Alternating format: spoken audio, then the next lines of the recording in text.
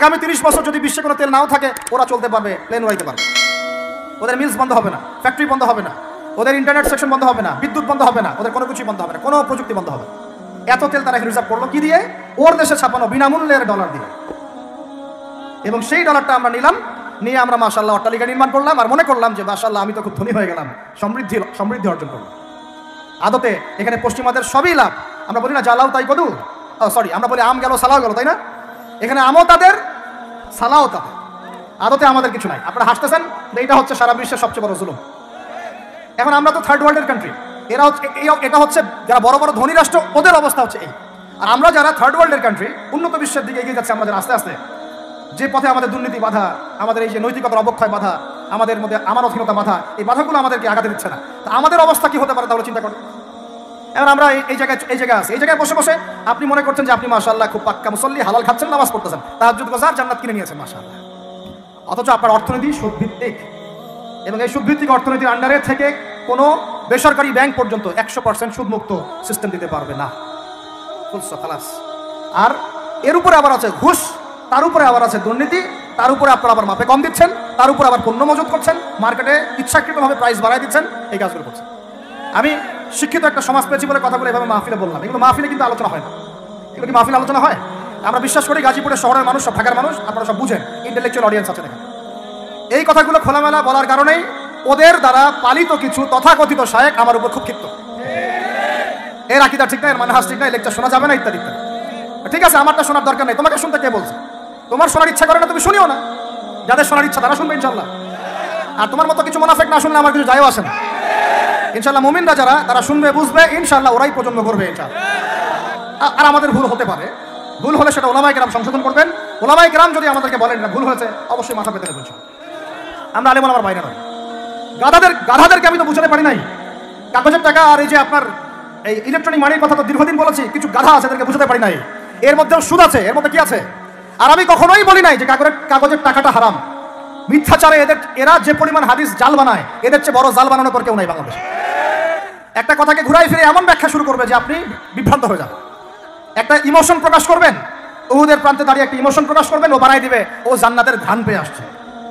আপনি বলবেন যে কাগজের টাকা নয়, মনিটরি সিস্টেমটা হারাম, ও বানাই দিবে ও বলেছে কাগজের টাকা হারাম। আপনি বলবেন যে আপনার যদি গান শুনতেই হয় তাহলে একা একা শোনেন, আমাকে শোনাচ্ছেন কেন, ও বানাই দিবে ও গান একা শোনা জায়েজ বানাই দিছে। এর এত খবিস, এত খান্নাস, এদের চরিত্রটা চিনতে পারতাম না আমরা যদি গাজাই শোনা আসতো। আল্লাহর কসম, আমিও কিছু কিছু জায়গায় এদেরকে কোনো কোনো ক্ষেত্রে ভালো মনে করতাম। আল্লাহর কসম, গাজাই শোনা আসলে আমি বুঝতে পারতাম না এদের ভিতরে কত মুনাফিকি আছে। বিশ্ব অর্থনীতিকে দেখবেন, ভিতরে চোখ দিয়ে দেখবেন, ইলেকট্রনিক মানির মধ্যেও সুদ আছে, কাগজের টাকার ভিতরেও সুদ ঢুকেছে। সামনে আসবে বিটকয়েন্স, যেটা অলরেডি চলে আসছে, আরেকটা আসবে, সেটা হলো ক্যাশলেস সোসাইটি। কি বললাম বলেন?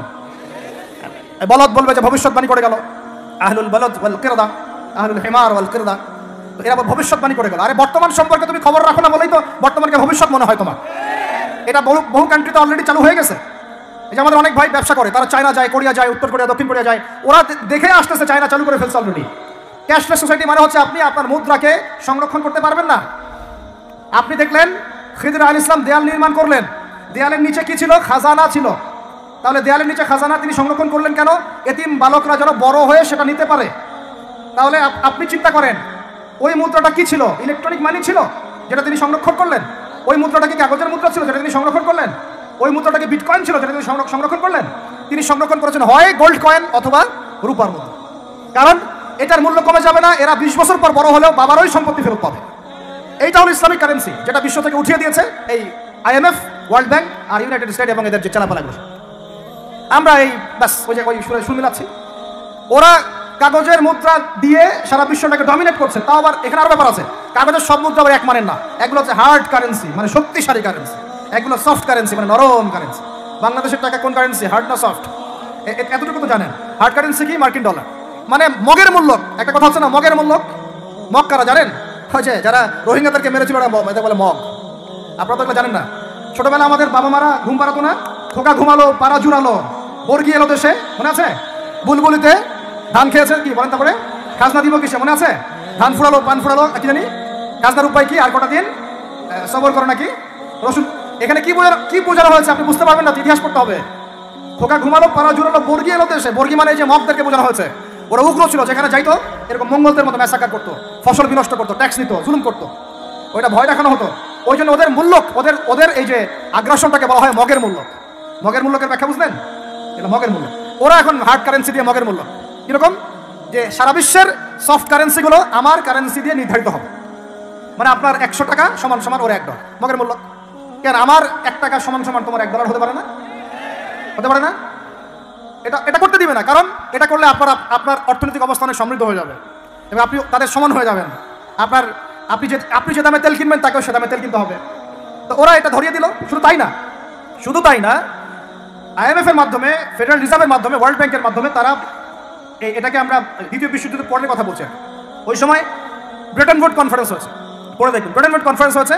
মার্কিন ডলারকে সারা বিশ্বের রুলিং মানে কারেন্সি হিসেবে ওরা নির্ধারণ করবে মগের মূল্য, এবং প্রত্যেকটা কারেন্সি এর আন্ডারে নিয়ন্ত্রিত হবে এবং টাকার মান অন্যান্য মুদ্রার মান বাড়বে কমবে এর ভিত্তিতে, আপনার প্রবৃদ্ধির ভিত্তিতে নয়।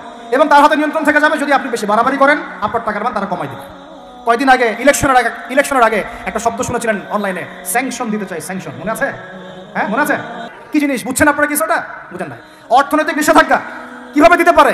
আপনার টাকার মান তারা কমাই দিবে। তখন 1 কেজি পেঁয়াজের দাম হবে 500 টাকা, 1 কেজি রসুনের দাম হবে 1000 টাকা, 1 ব্যারেল তেলের দাম হয়ে যাবে দেখবেন 10,000 20,000 টাকা। কিচ্ছু করতে পারবেন না। তুরস্কের মতো কান্ট্রি যখন ঘুরে দাঁড়ানোর চেষ্টা করছিল, ওদের লিরার মান তারা বাড়িয়ে দিল একদম, ওটা তো মনে হয় 12,000 পর্যন্ত চলে গেছে। ইনফ্লেশন বলি আমরা এটাকে, মুদ্রাস্ফীতি, ওটা প্রায় 12,000% পর্যন্ত বেড়ে গিয়েছিল। বলি নাউজুবিল্লাহ। এগুলো জুলুম, অর্থনৈতিক জুলুম। বাইরের চোখে দেখলে মনে হবে সুন্দর চলছে সবকিছু, ভিতরের চোখে দেখা শিখলে বুঝবেন অর্থনৈতিক ক্ষেত্রে এই বিশ্বে এই জায়নিস্টরা, ইহুদি খ্রিস্টানরা সবচেয়ে বেশি জুলুম করেছে। আরো আছে, বলতে থাকলে সারা রাত যাবে।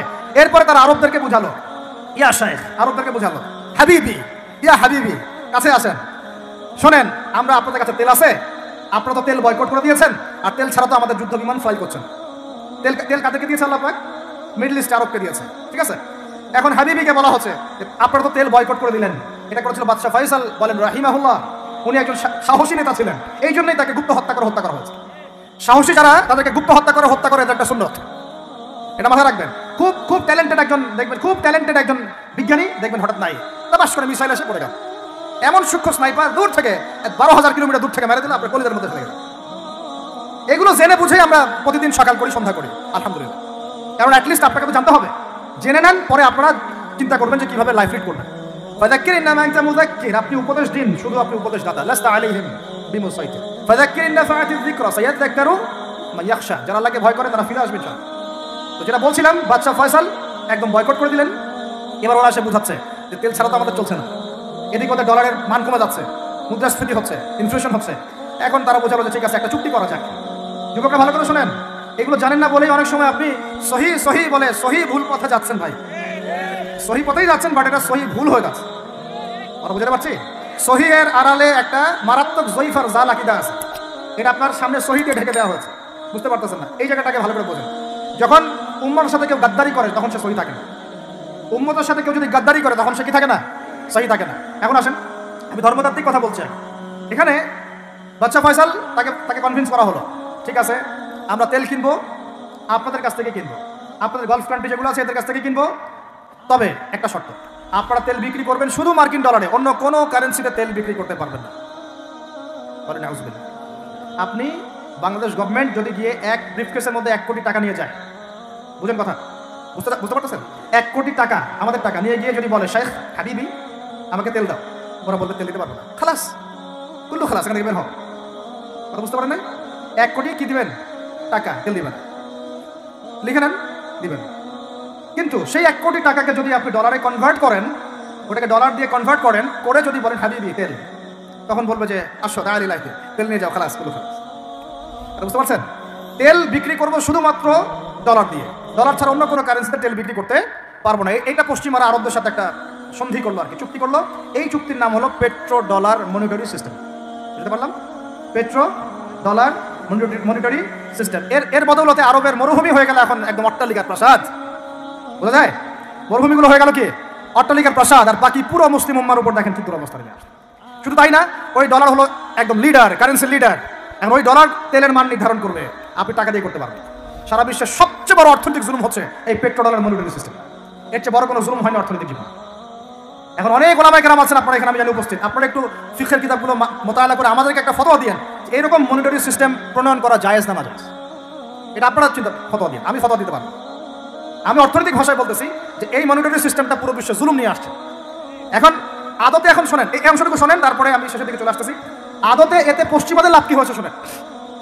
আমার কাছে এই যে ডলার, এটা আমি ছাপাই আমার দেশে, আমার কারখানায়। আমার খরচ হচ্ছে কাগজ, আমার খরচ হচ্ছে মেশিন, আমার খরচ হচ্ছে কালি। বোঝা যায়? বোঝা যাচ্ছে? আচ্ছা, এখন সেটা আমি বানালাম, ছাপালাম, গিয়ে আমি আরবকে দিলাম, তেল দাও।